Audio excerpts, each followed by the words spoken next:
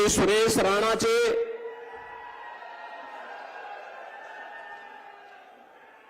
यहां के लोकप्रिय विधायक चौधरी कीरत सिंह जी, विधायक नकुड़ श्री मुकेश चौधरी जी, भारतीय जनता पार्टी के प्रदेश के उपाध्यक्ष श्री मोहित बेनीवाल जी, जिलाध्यक्ष महेंद्र सैनी जी, जिलाध्यक्ष शामली श्री तजेंद्र निर्वाल जी, विधान परिषद सदस्य चौधरी वीरेंद्र सिंह जी, लोकसभा संयोजक प्रमोद सैनी जी, जिला पंचायत अध्यक्ष सहारनपुर श्री मांगेराम चौधरी जी, पूर्व विधायक महिपाल सिंह माजरा जी, बहनों और भाइयों, महाराजगंज की इस पावन धरा को, जिसे देवादिदेव महादेव भगवान शिव का आशीर्वाद प्राप्त है और यमुना मैया भी जिस पर अपनी कृपा बरसाती है, ऐसी धरा को मैं कोटि कोटि नमन करते हुए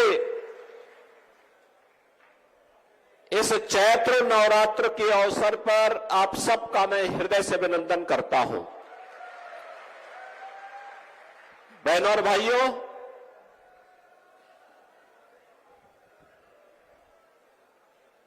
सभी देवी देवताओं का नवरात्रि के अवसर पर मां शाकंभरी और बाला त्रिपुर सुंदरी के इस धाम में आगमन होता है, यहां देवी के दर्शन करने के लिए।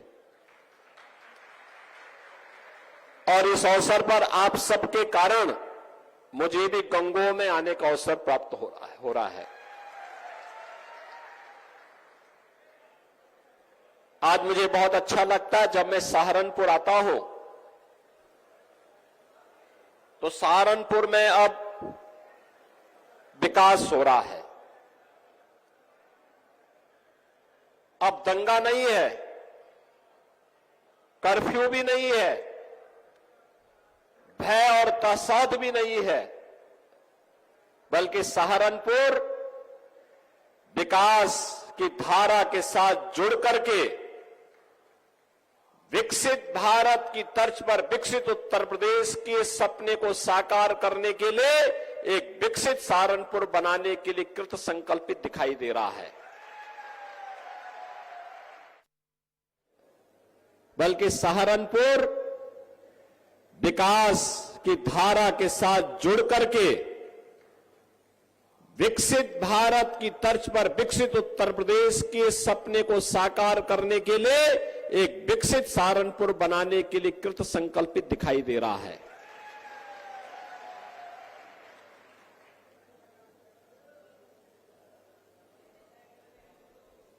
दिल्ली शामली सहारनपुर का जो हाईवे है या दिल्ली से देहरादून के बीच ग्रीनफील्ड एक्सप्रेस हाईवे का जो निर्माण हो रहा है, वह इस विकास की धुरी बनने जा रही है। बहनों और भाइयों, क्या नहीं था हमारे इस सहारनपुर में? मां गंगा और मां यमुना की कृपा थी, असीम कृपा। दुनिया की सबसे उर्वरा भूमि, यहां का मेहनती किसान,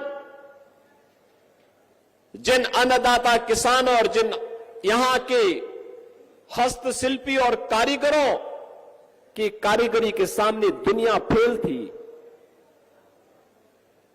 जिन अन्नदाता किसानों को स्वतंत्र भारत में पहली बार सम्मान देने का काम किया था, इसी माटी के लाल किसानों के मसीहा चौधरी चरण सिंह जी ने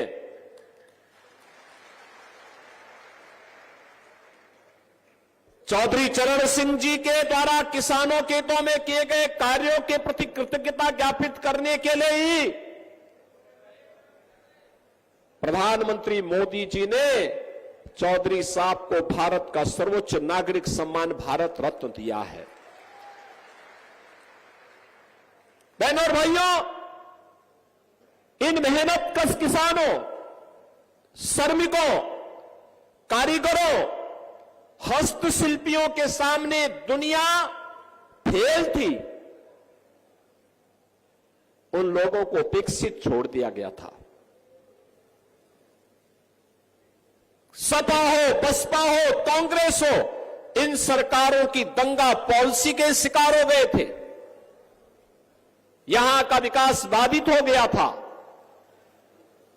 अन्नदाता किसान आत्महत्या करने के लिए मजबूर हो गया था। नौजवान पलायन करने के लिए मजबूर हो गया था। बेटियां सुरक्षित नहीं थी। व्यापारी सुरक्षित नहीं था। और जातीय खेमों में बांट करके लोगों ने सामाजिक ताने बाने को छिन्न भिन्न करने का काम किया था। और दुष्परिणाम क्या हुआ? कभी देश गुलाम हुआ, कभी हमारे ऐतिहासिक पृष्ठभूमि से जुड़े हुए आस्था के केंद्र तोड़े गए, कभी कावड़ यात्रा पे रोक लगाई गई, कभी सिख विरोधी दंगे होते हैं। कहीं पर किसी भी प्रकार की कोई व्यक्ति अपने आप को यानी सुरक्षित महसूस तो नहीं करता था।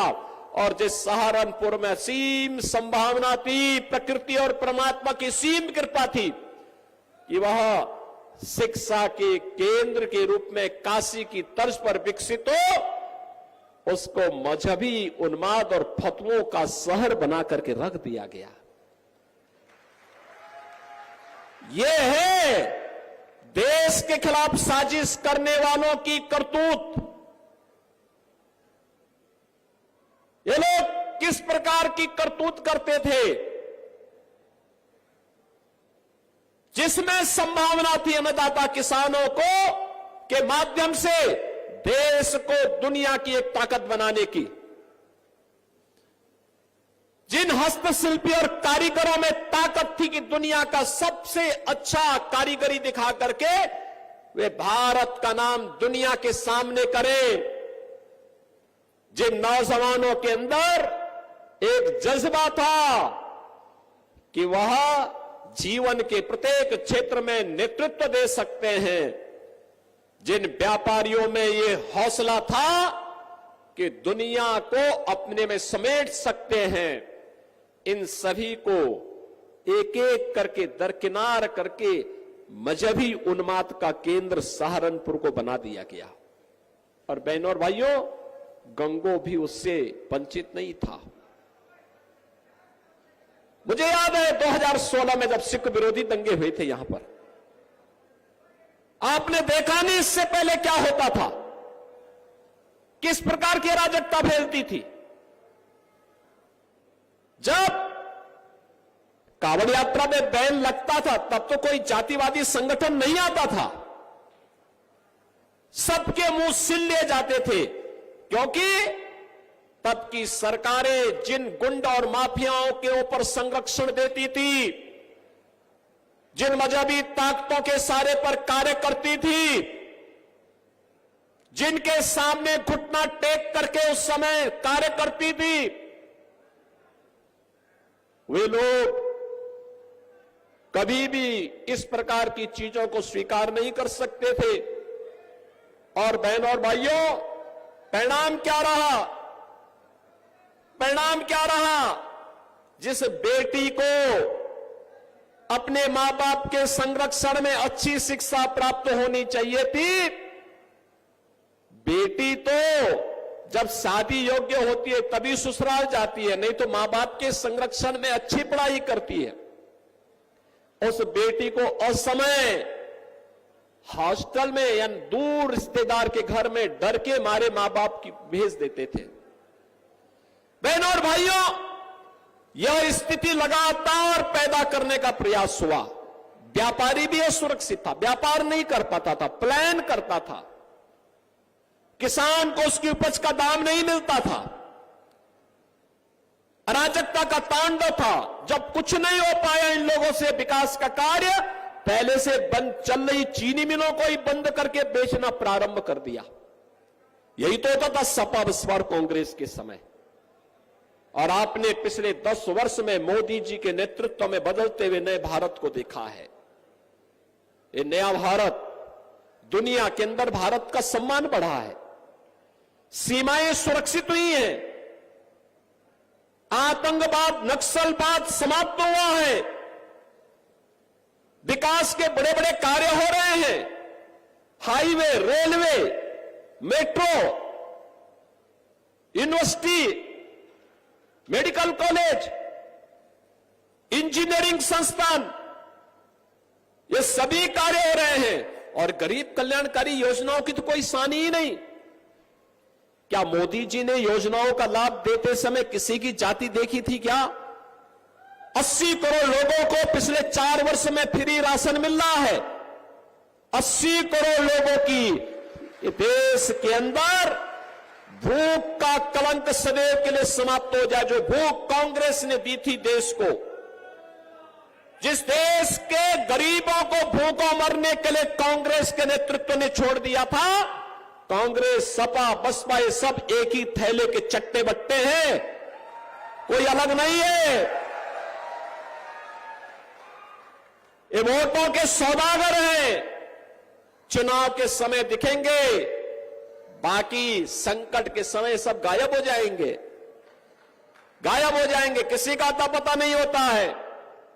और बहनों और भाइयों, यही कहने के लिए आए हैं हम लोग कि इस देश को भूखों मरने के लिए छोड़ दिया था कांग्रेस ने। इसके अंदर 5 लाख रुपए की स्वास्थ्य बीमा का कवर, कोई गरीब इससे पहले बीमार होता था, लगता था परिवार अब तबाह हो जाएगा। लेकिन बहनों और भाइयों, आज आपके पास एक गारंटी है। अगर कोई दुर्भाग्य से बीमार हुआ तो कह सकता है 5 लाख रुपए की स्वास्थ्य बीमा का कवर मेरे पास है, मैं उपचार कराऊंगा।